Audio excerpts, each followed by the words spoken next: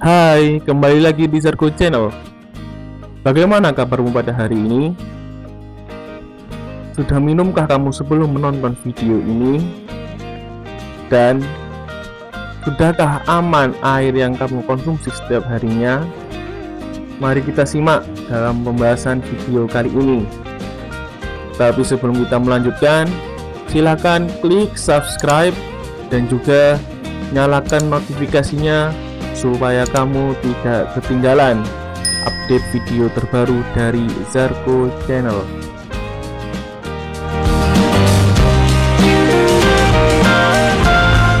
Air merupakan salah satu sumber kehidupan bagi semua organisme yang ada di muka bumi. Tuhan menciptakan bumi dengan 2/3 dari luas permukaannya ditutupi oleh air.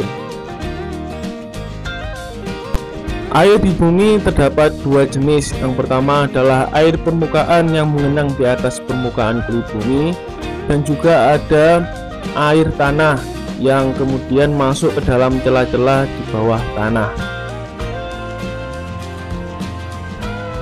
Bagi manusia, air merupakan sumber kebutuhan sehari-hari, mulai dari minum dan makan hingga hal-hal yang berkaitan dengan pekerjaan seperti mandi, mencuci, dan juga dalam kegiatan-kegiatan apapun, termasuk salah satunya adalah kegiatan industri. Namun, tanpa kita sadari, selain membawa manfaat, ternyata di dalam air juga terdapat segala macam permasalahan. Selain masalah pencemaran yang diakibatkan oleh limbah, ternyata air juga mengalami permasalahan yang terjadi secara natural, yakni fenomena kesadahan air. Air di bumi tertampung pada lapisan kulit bumi atau litosfer yang terdiri dari susunan lapisan tanah dan batuan. Karena letaknya yang berada di atas litosfer, maka potensi terjadinya kesadahan akan semakin tinggi. Pertanyaannya, apa yang dimaksud dengan kesadahan itu? Lalu apa hubungannya dengan keadaan litosfer di bumi?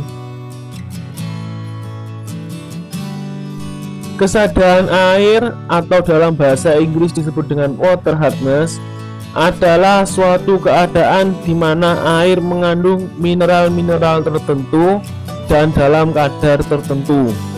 Umumnya adalah ion kalsium dan ion magnesium dalam bentuk garam karbonat atau CaCO3.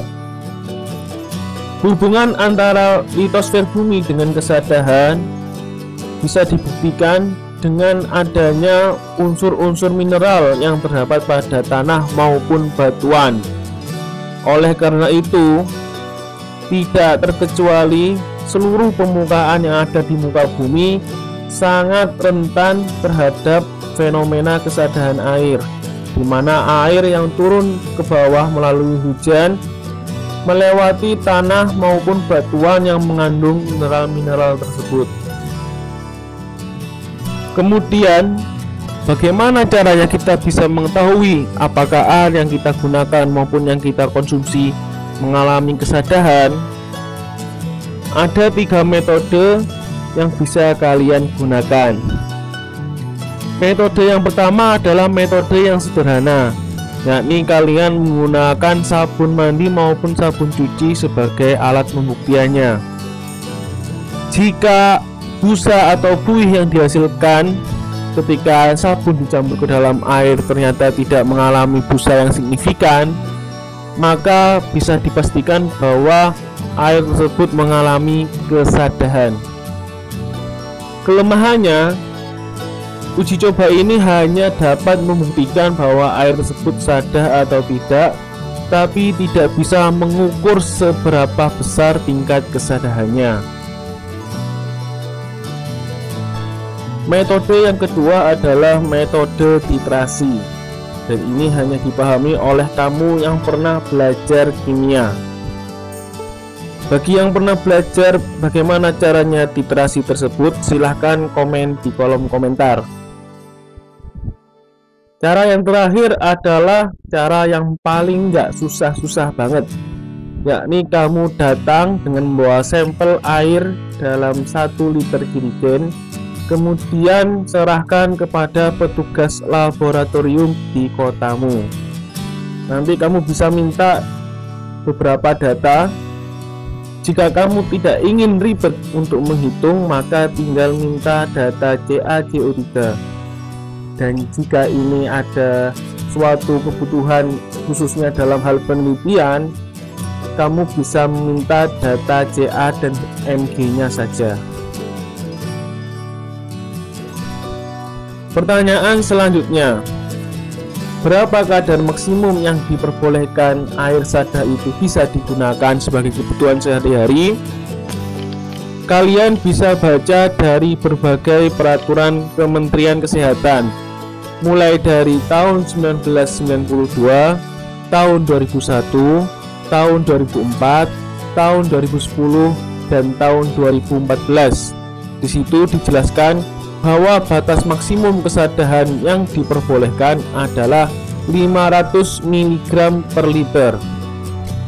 Meskipun di dalam klasifikasi PV bahwa 300 itu sudah memasuki kadar sadah yang tinggi, tetapi di dalam peraturan Permenkes masih diperbolehkan hingga 500 mg per liter.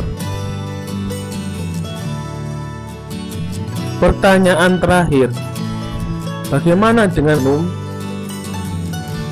Bagi kamu yang suka meminum air hasil dari rebusan sendiri, pastikan bahwa kamu sudah mengecek tingkat kesadahan yang ada pada sumber air tersebut.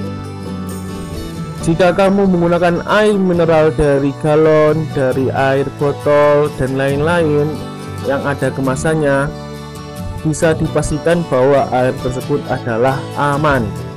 Mengapa bisa dikatakan aman? Karena dalam penerbitan usaha tersebut pasti sudah mendapatkan izin dari BPOM Kemenkes RI, dari Badan Pengawasan Obat dan Makanan, sehingga air yang kamu beli dari toko-toko bisa dipastikan aman dan telah lulus uji laboratorium.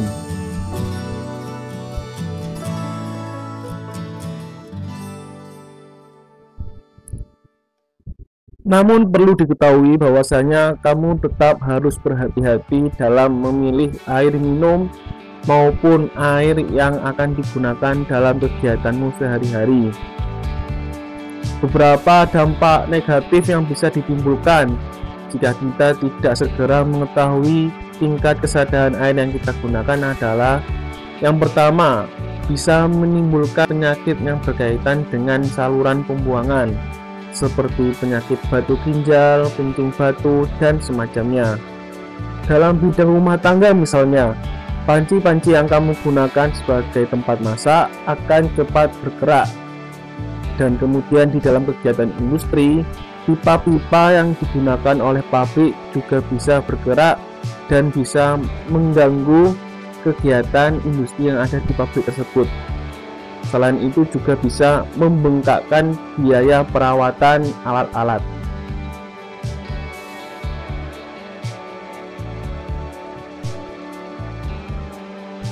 Itulah penjelasan tentang kesadaran air. Betapa bermanfaatnya air tersebut, namun kita juga harus memastikan bahwa air yang kita gunakan adalah air yang sehat dan aman untuk digunakan. Akan saya ulas tentang bagaimana cara menghitung kesadaran total apabila yang diketahui adalah Ca dan Mg-nya. Sampai ketemu di video selanjutnya. Bye.